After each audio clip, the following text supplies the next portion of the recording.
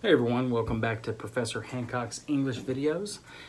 This video here is going to focus for my World Lit 1 course, specifically over the Hindu text, the Bhagavad Gita.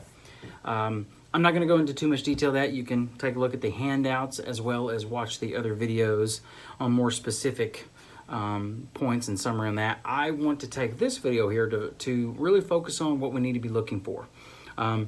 Particular terms that may be sticking out to you and so on. So let's just take a moment, just really quick, and like I said, looking at the other videos that I post really kind of give you an idea, give you the setting, the context, everything like that. But let's just really quick on that. We have Arjuna, our main man, inside of this war, and he's standing on the battlefield with his family, with his side, and he has Krishna there, the Hindu god Krishna, there as his counselor, if you want to call him that. And the problem that he is having, that Arjuna is having, is when he looks across the field, he sees family and friends and teachers and everybody he's known for his entire life that he has to kill. And now he has has a moral predicament. He knows that his job in their system, in the whole system of their culture, is to be a warrior. And that means to kill. And he knows that no matter what, he must fulfill that. If he doesn't, it's a bad thing. Let's just put it that way. But his problem is that he also knows, or he feels, that if he can't just kill his family and people he knows and the people he loves. So he's kind of stuck in that damned if you do, damned if you don't kind of situation. I have to do my job, but my job requires me to do something terrible. And so he has that moral predicament. And that's what the whole setting is of this entire reading. So as you continue, what you'll notice, it's a conversation between Krishna and Arjuna about how this works. So the one thing that we want to think about is a cycle. Everything in Hinduism, it functions as a cycle, okay? You're born, and they believe this is reincarnation. So you're born, you live, and then when you die, you're reborn, and you cycle back through, okay? And what determines that, and I'm really simplifying this, of course, for the reading and you know, for us to get the context of what we're trying to get here, is that what determines that? How can we break that cycle? What determines if it's a good thing? And what about people in great lots in life, and people in bad lots in their life, and so on? And so we're dealing with karma. And you have to get rid of that whole cliched idea that we see here in the West, you know, the bumper stickers, karma's a bitch, and things like that, where it's just focusing on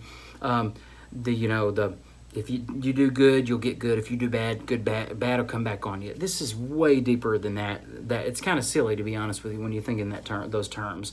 It is not simply just what you've done in life determines what's going to happen later. It is how you function in the world with your purpose of reaching your goal. And to the Hindus, their goal is to reach Atman Brahma, and that's really difficult to explain. I often tell my students that if you can explain it, you're about to be there. You've made it. But what they want to do is they want to be able to break that cycle. So when they die, they're not reincarnated. They go into Atman Brahma, which is the absolute reality of everything. Think of it that way. And that is one of the main differences that we study in our World Lit 1, is the concept of the afterlife and how to get there in contrast to the New Testament. And you can watch the New Testament Gospels video on that. But what is afterlife, first off? Unlike the Christians, it's not going to heaven and being in communing with God. It is not that necessarily. It is coming together and absorbing and becoming a part of Atman Brahma. And so that's what they want. That's what they want there. So how do they do it? And there's an idea of acting. You must, and Krishna tells Arjuna, you must act. You can't not do anything. Act without emotion, but you must have action. Not inaction, but action. But there must be a detachment, and that's one of the terms you'll see in there. There must be action with detachment, meaning that you can't go in eaten up with hate. You can't go in eaten up with fear or anything like that. Going in with a fear of the materialistic world consequences, in a sense. So you have to go in and you have to act with a detachment from yourself and everything. So obviously with Hinduism, it so much focuses on how to do that, what that means, all the different types of of yogis that they have, which we're not going into here, obviously. But that's what Krishna is trying to show Arjuna, and that's what Arjuna gets to see. He gets to see Krishna in his greater form, and by the end he is enlightened, and he is ready to act, and so on. And it goes to show dying is no big deal. Killing those folks is no big deal, because they're just going to reincarnate.